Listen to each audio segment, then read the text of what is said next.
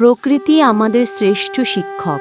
সে আমাদের শেখায় কিভাবে নিঃশব্দে বড় হতে হয়, কিভাবে হাসতে হয় ফুলের মতো, আর কিভাবে শক্ত হতে হয় গাছের মতো।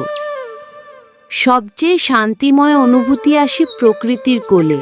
নদীর শব্দ, পাতার মৃদু নড়াচড়া আর পাখির গান, এ যেন আত্মার বিশুদ্ধ সঙ্গীত।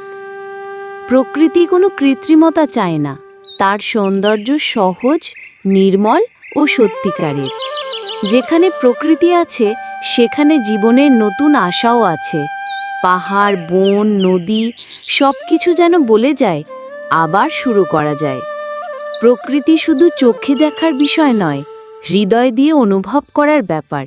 একটা সূর্যাস্ত, একটা ঝর্ণা, একটা ফুল, সব কিছুই এক একটা কবিতা। মানুষ যতই এগিয়ে যাক, প্রকৃতির কাছে ফিরে আসতেই হয়।